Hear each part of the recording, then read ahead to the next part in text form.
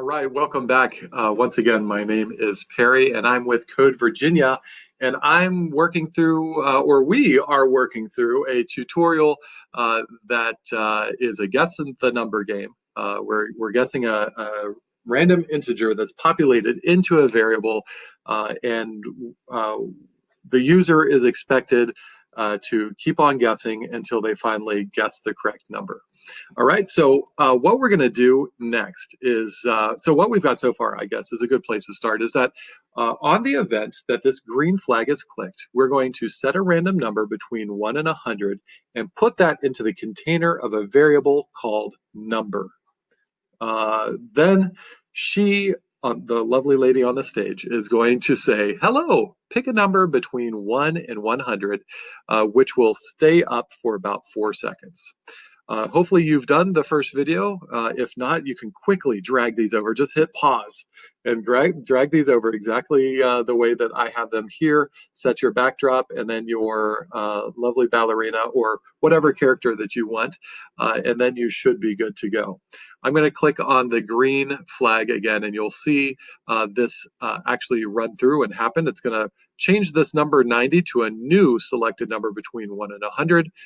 94, and then she will say for 4 seconds, hello, pick a number between 1 and 100. All right, so this is where we're going to pick up. So the very next thing that I want, after she says, hello, pick a number between 1 and 100, I think the most natural thing to do is ask a question to us, right? Like we need to type in our number. We need to actually give input.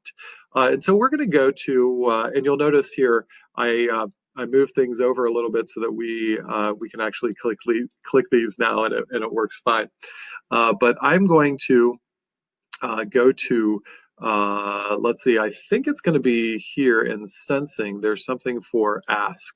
Oh, there it is, right here, the ask block. So if you notice the ask block will, it's kind of like that magnet thing. It'll connect right to what we're doing.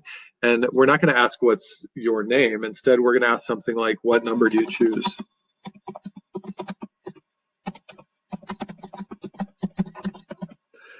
So what number do you choose? And then it waits. So what that does is actually prompts up on the screen, almost like an alert, right? It says up on the screen, it opens up a little box. Well, instead of talking about it, let me just show you, right? Hello, pick a number between 1 and 100. That's at 90 again. Very good. What number do you choose? And then I, as the person who is the user, right, I can type in 34 and then hit the check mark or enter. And then we wait, like it's all done. So that information actually, the ask, that information didn't actually go anywhere. We need to actually take the information that is taken from that text input, and we need to store it somewhere. Just like when before we created a variable that's called number, right? And we took a range between 1 and 100, and we took the 1 and 100, like a random number, right? And then we put that into the variable called number, right? So what we want to do is take the ask, what number do you choose, which pops up a place for me, a text field for me to type into. We need to take the input from that and put it into a new variable, right? So we need to go back and create a variable again. So let's click on the variables. We're going to click on make a variable again. And this one, I'm going to call it my number because as the user, right, my number, this is the number that I'm choosing, right? And once I push OK, it pops up over here on the screen too, and that allows us to use this as a debug console and gives us the opportunity to see did it store my actual number. Now, this alone will not do it. We actually have to actually set our variable to whatever the answer was after ask. Now, if we put this before ask, it's not going to do it. This is where the order of things is really, really important. I need to go to my number, and instead of setting it to 0, we want it to be actually whatever the answer was for what is your name. So I'm going to grab this little thing right here, and I'm going to make sure that when I bring it over, The little ring of the circle is what's engaged, and then I can drop it. As soon as that's there, basically what's going to happen is, after asking what number do you choose and wait, as soon as I push enter or click on that little blue arrow, it's going to set the variable that right now is 0. It's going to set that variable to whatever my answer is. Bam. And it's going to be great. All right. So I'm going to click on the flag. Hello, pick a number between 1 and 100. All right. So if I do, let's do 50. So now you'll notice that my number has been inputted 50. So even actually, if let's run that again.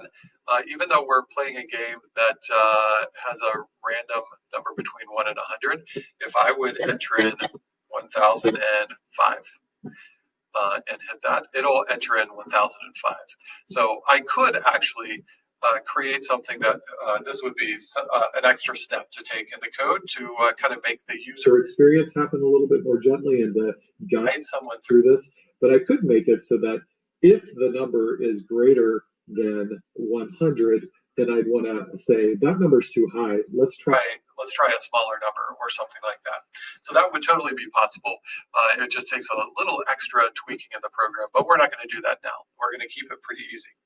So the next thing that we need to do after we've set the number is that we need to think about like we want her to respond. We want her to respond with either like, you guessed my number, right? Which is the optimum experience. We would love to be able to guess that number right away, but probably the chances are that we did not. So we have to do this a couple more times.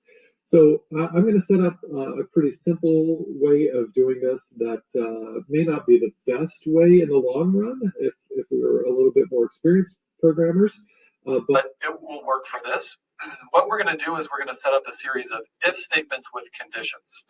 These if statements that have conditions are ways that we can select what code is run next based on whether the condition in the if statement returns true or false. If it returns true, it selects the code that's inside and it runs that.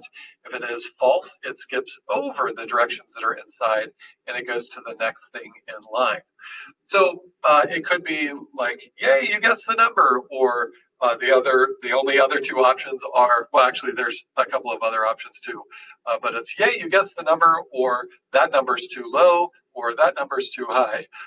Another thing that you'd end up with, and you may teach elementary school, so you might know this, but sometimes kids like to type in words in there, and they'd say like apple, and then the computer would be like, well, what is apple in comparison to the number that is stored in number variable, right? What's that according to 40?